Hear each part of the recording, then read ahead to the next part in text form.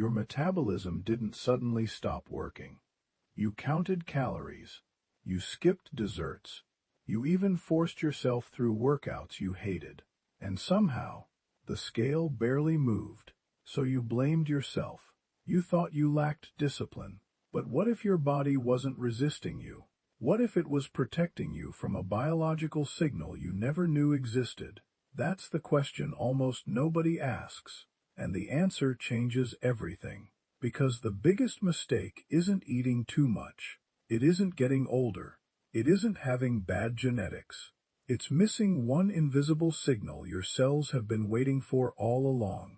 Most people never realize this. They spend years trying to burn more calories, while their own biology quietly presses the brakes. Not because they're lazy, because they're human. I know how frustrating that feels. You watch someone else eat whatever they want, while your body seems to store every bite. You wonder whether your metabolism is permanently damaged.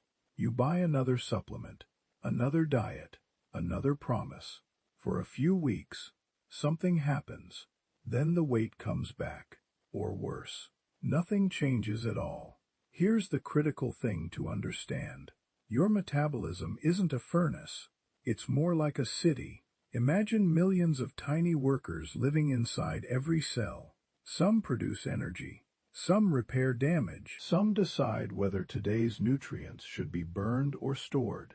Every decision depends on the messages they receive.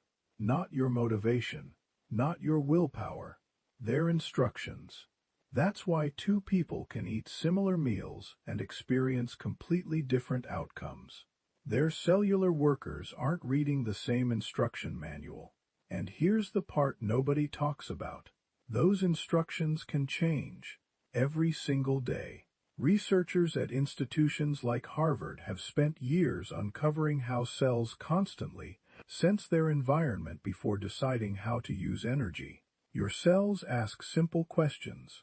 Is food always available? Is danger nearby? Should we repair? Or should we store? Those questions determine far more than calories ever could. Stay with me, because this changes everything. One of the most important messengers involved is called AMPK. The name sounds technical. Its job isn't. Think of AMPK as the city's emergency manager. When energy runs low, it walks through the streets, switching off unnecessary construction. Instead, it tells repair crews to fix roads, recycle damaged materials, and make every resource count. It's efficient. It's protective. It's exactly what you'd want during challenging times. But here's where it gets counterintuitive. AMPK doesn't simply care whether you ate less. It cares about the signals surrounding your meals, your sleep, your movement, your stress, even the timing between bites. Most people focus only on food quantity. Their cells are paying attention to something much deeper, and this is where it gets dark. Imagine trying to renovate a house while someone keeps interrupting every few minutes. The workers unpack their tools. Someone calls them away. They return. Another interruption. Nothing meaningful gets repaired.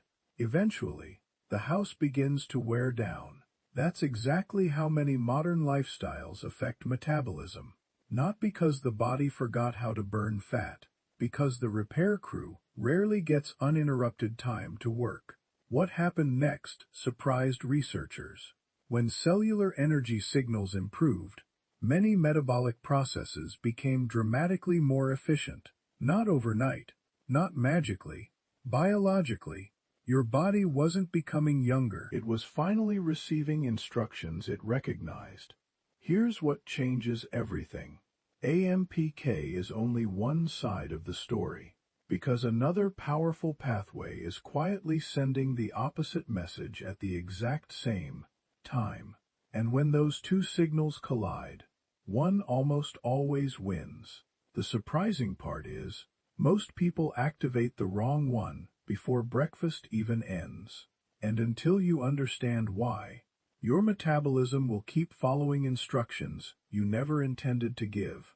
Because that's the hidden battle happening inside you every day.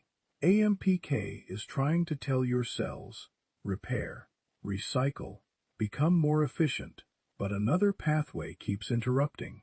It's called mTOR**. Here's the part nobody talks about. mTOR isn't the villain because it's bad. It's essential. Without it, you couldn't build muscle, heal wounds, or replace old cells.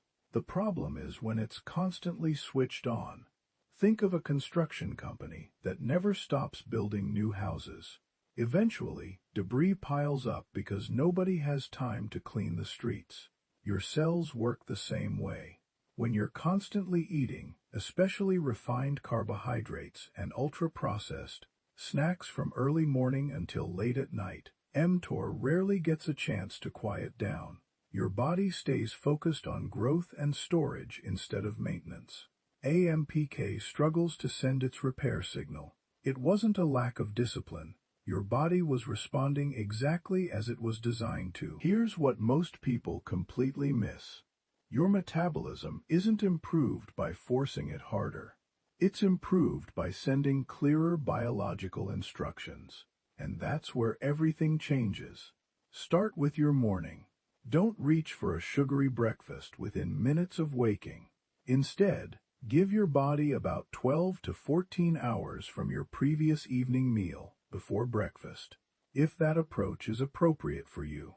That gentle overnight fasting window gives AMPK an opportunity to support normal cellular housekeeping before the day's nutrients arrive.